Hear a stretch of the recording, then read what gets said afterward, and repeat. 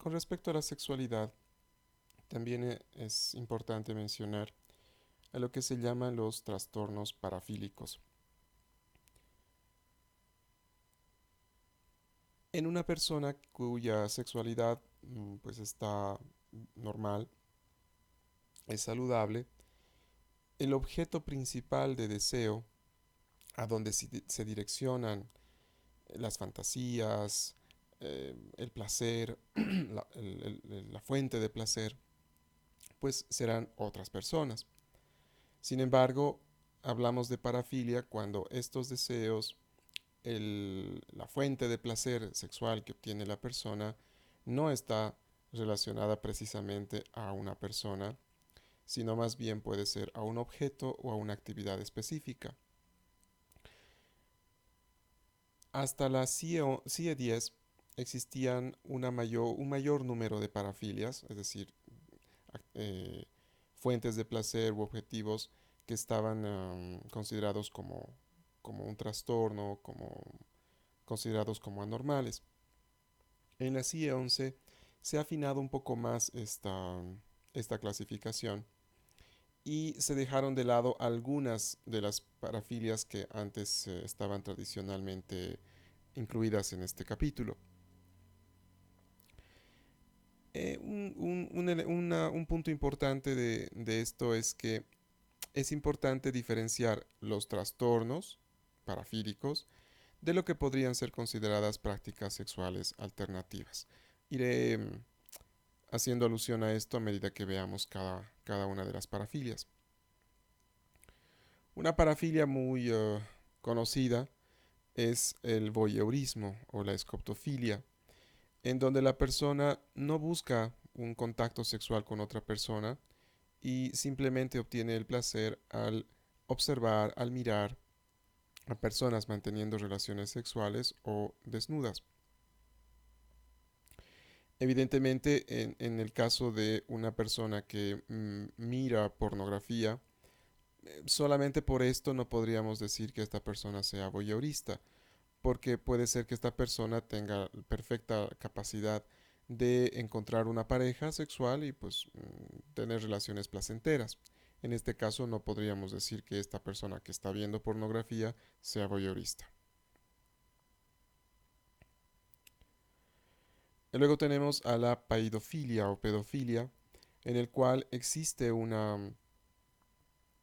eh, la persona pedofílica o paidofílica eh, intenta tener contacto con niños o con personas prepúberes para poder obtener placer sexual. Em, en general, la mayor parte de las personas pedofílicas son varones, no existen tanto número de personas mujeres. Luego tenemos al trastorno sádico coercitivo, en donde la persona durante el acto sexual necesita infligir dolor, humillación, uh, producir daño, lastimar a la compañera o al compañero, pero sin el consentimiento de la otra persona. Este es un elemento que ha cambiado en relación a la anterior clasificación, ya que hasta la anterior clasificación existían como parafilias el sadismo y el masoquismo, pero no se tomaba en cuenta si la persona accedía o no a este tipo de prácticas. Es decir, una pareja puede, por mutuo acuerdo, eh, incluir dentro de sus prácticas sexuales, pues toda esta parafernalia que ustedes pueden ver ahí, ¿no? Lazos, fustes, cuerdas, pinzas, bueno, cosas que causan molestia o incomodidad. Si esta pareja lo hace de mutuo acuerdo, repito, y pues la práctica sexual en sí misma no representa un peligro real para quienes están inmersos en esta práctica, esto no se debería considerar una parafilia, un trastorno. Pero si una de las personas sí puede sufrir daño y lo peor, no consiente en este tipo de actividades, entonces sí podemos decir que la persona que inflige estos daños, sí, pues tiene este trastorno coercitivo sádico. Otro trastorno que está incluido dentro de las parafilias es el froteurismo, que son personas que obtienen el placer sexual únicamente al frotar sus cuerpos contra otras personas en situaciones, en contextos que obviamente no están relacionados a la actividad sexual, como puede ser en un bus, al salir de un teatro, de un estadio. ¿M?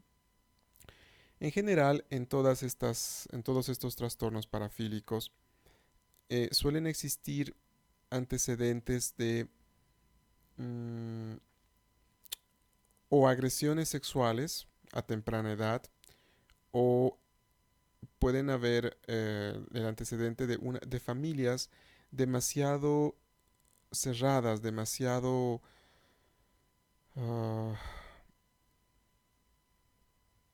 estrictas en cuanto a sus ideas con respecto a la sexualidad. Y esto, claro, puede hacer que la persona viva su sexualidad con mucho temor, con mucha vergüenza y que sea un caldo de cultivo justamente para las parafilias. Una que me estaba olvidando y que es necesario nombrarla es el exhibicionismo, que son personas que no les interesa lo más mínimo tener relaciones sexuales con otra persona, nada más mostrar sus genitales y observar en la otra persona pues la reacción de sorpresa o de incomodidad que puede sentir. Otro elemento curioso con respecto a las parafilias es que en la mayor parte de los casos estas están presentes en varones. Son muy pocas las mujeres que reportan algún tipo de parafilia.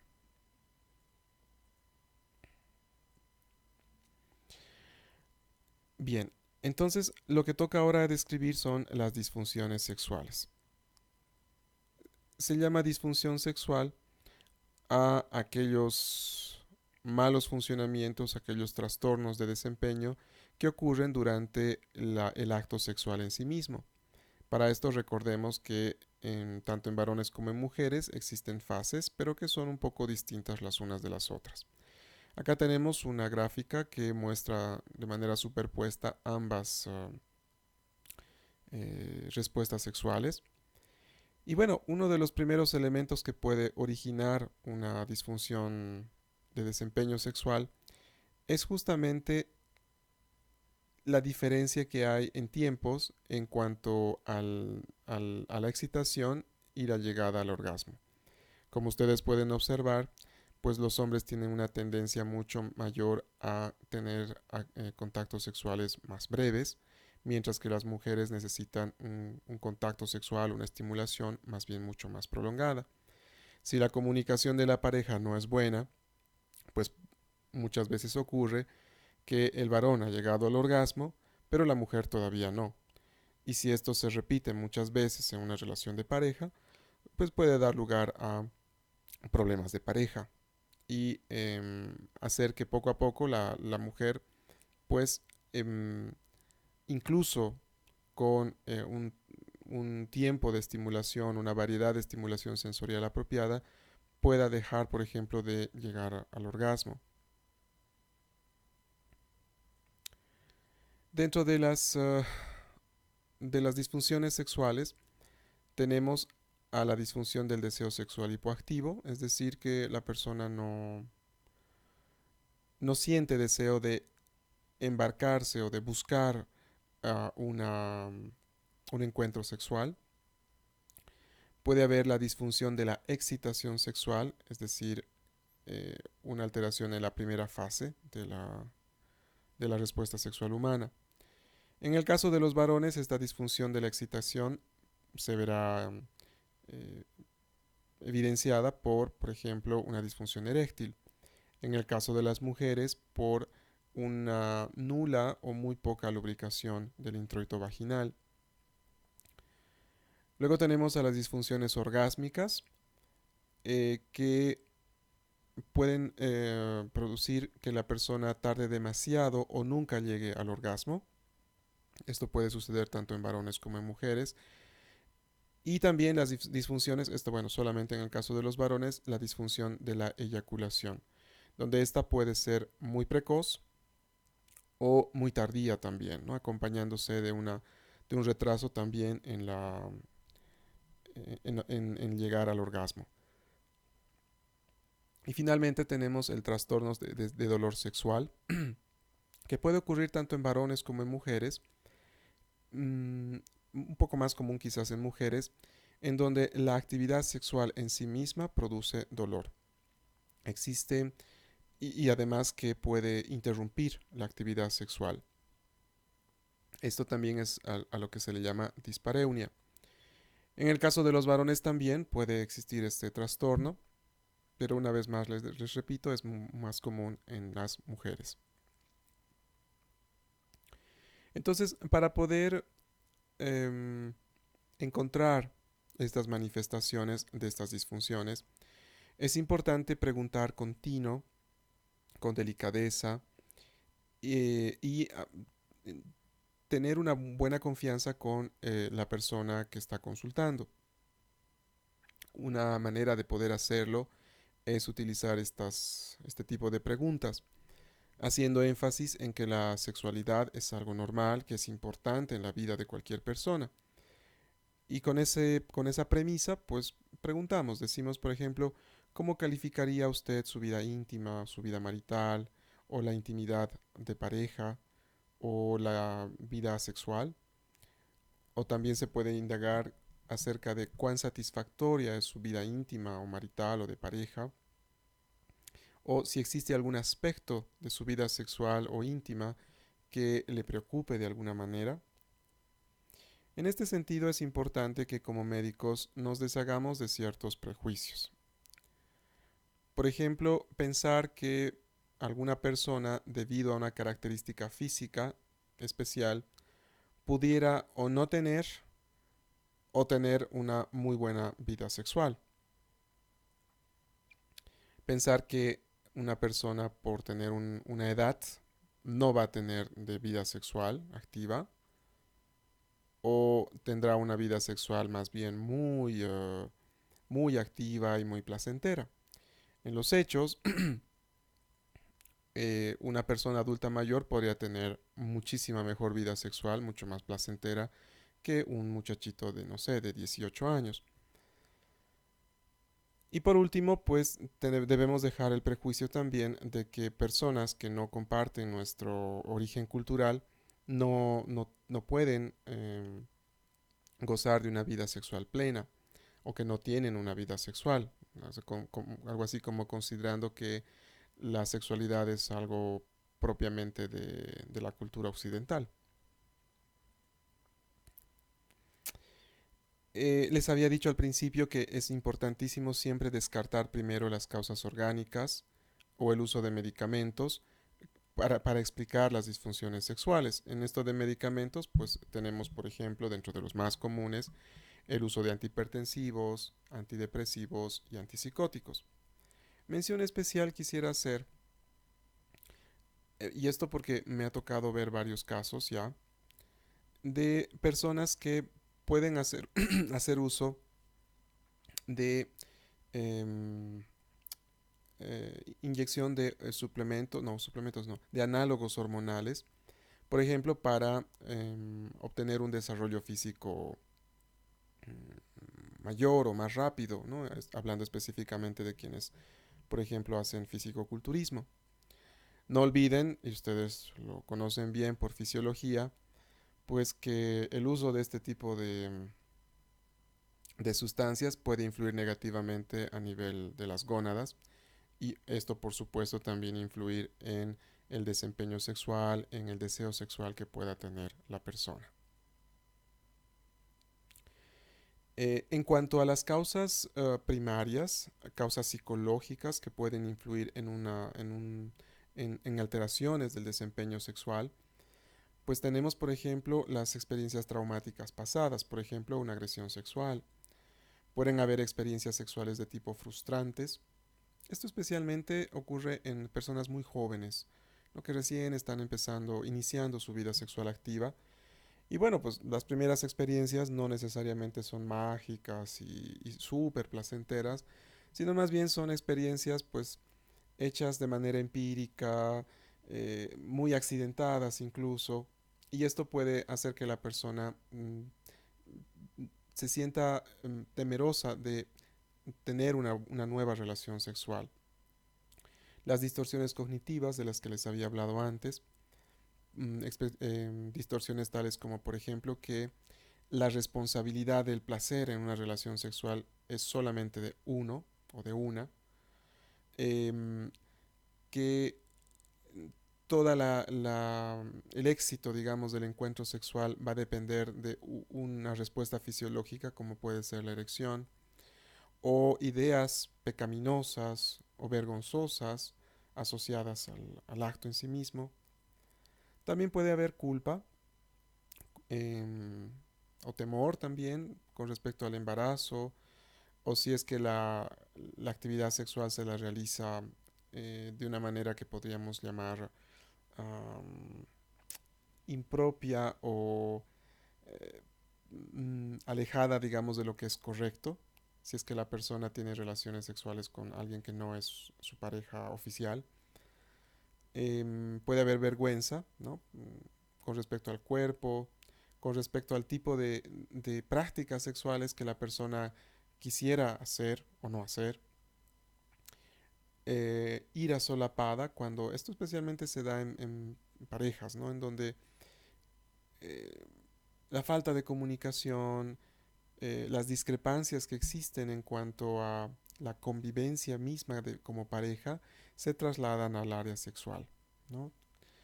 La falta de experiencia también puede ser una causa y quizás es esto también muy importante, el último punto, que muchos problemas de desempeño sexual pueden también ser parte de los síntomas de trastornos mentales, como por ejemplo los trastornos de ansiedad. Es perfectamente posible que, por ejemplo, a una mujer con trastorno de ansiedad generalizada pierda el deseo sexual o no pueda llegar al orgasmo. Que una persona que tiene, por ejemplo, un trastorno de adaptación, un varón, por ejemplo, hasta que logre adaptarse a este cambio biográfico, pueda no tener dificultades, por ejemplo, en la erección. Caso parecido ocurre en personas con depresión, con esquizofrenia, con demencia, con discapacidad intelectual. Un caso particular es el que ocurre en las personas con trastorno bipolar en fase maníaca. Acuérdense del síndrome maníaco. Acá más bien el deseo sexual puede estar muy aumentado.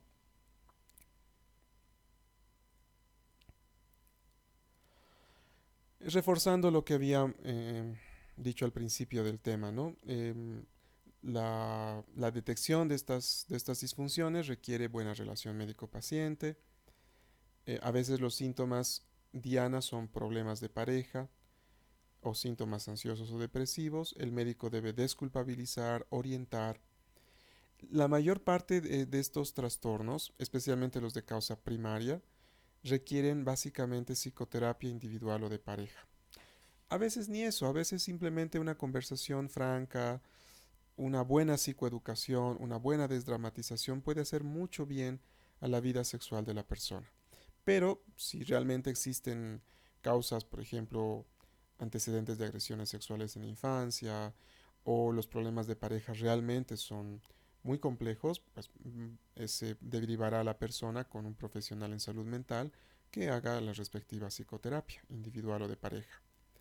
Solamente en pocos casos se usan medicamentos del tipo que mejoran, por ejemplo, la disfunción eréctil, tipo lubricantes y otros que, bueno, los mencionaré más adelante.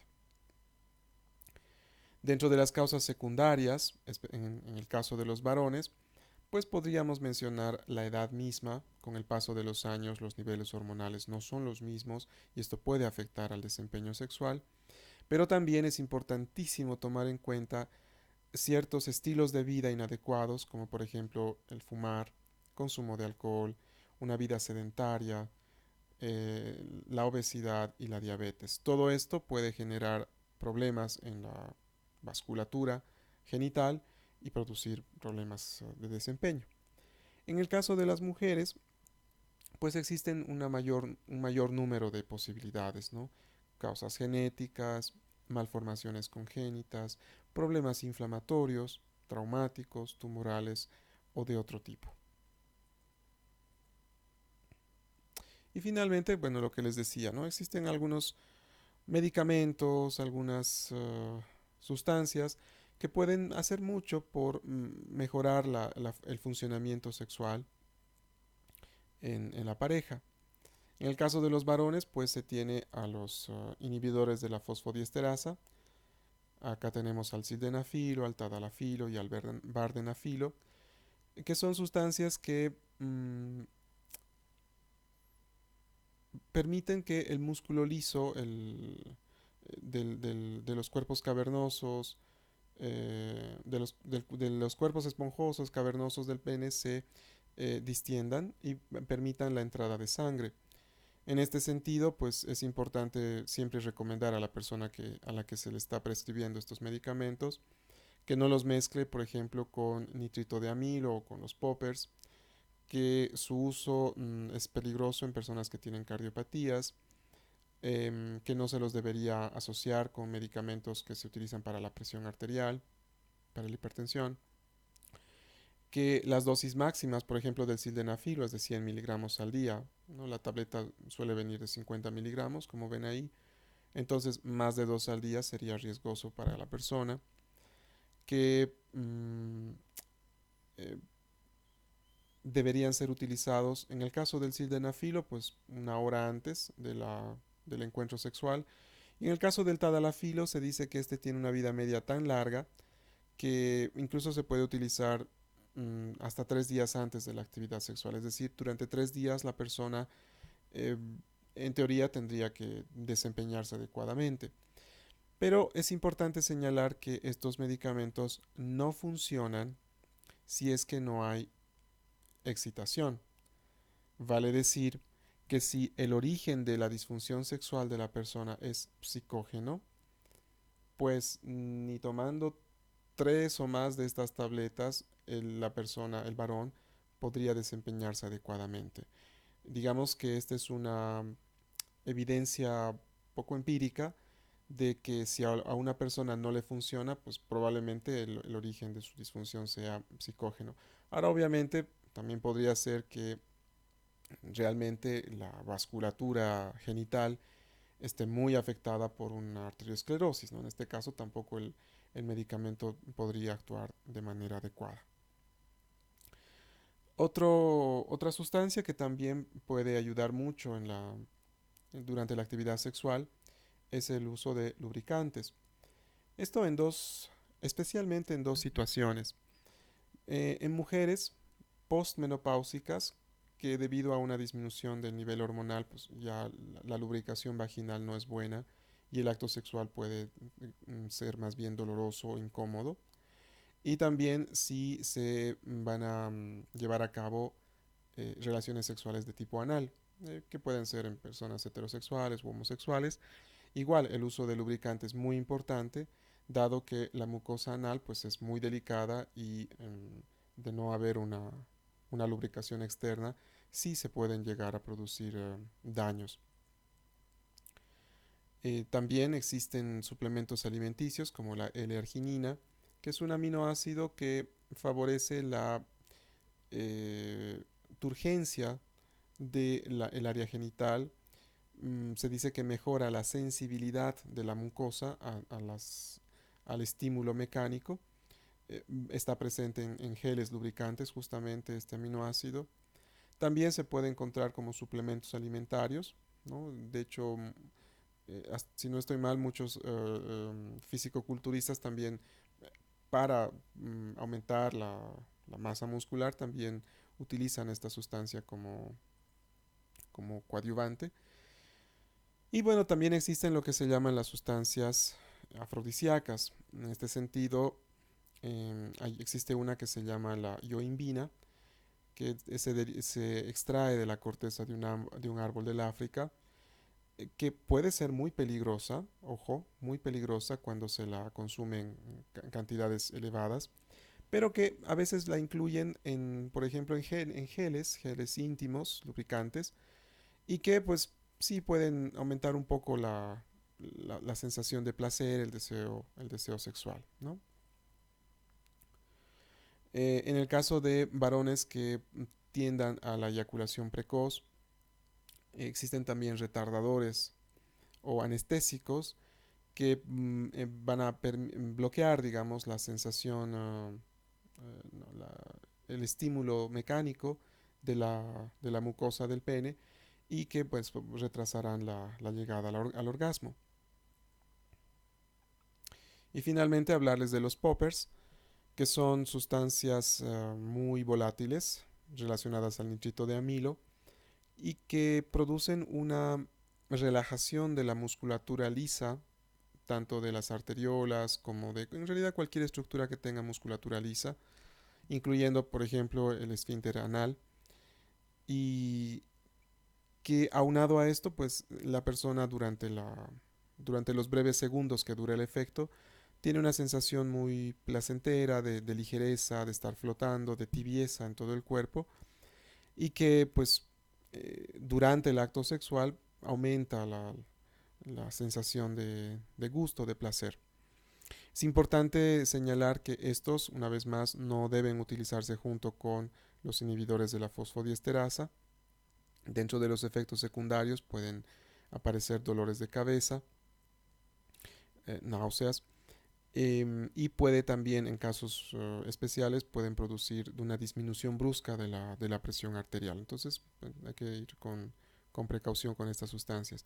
Al ser nitrito de amilo una sustancia que no está relacionada al circuito del placer dopamínico en estructuras cerebrales superiores, no es una sustancia que produzca adicción.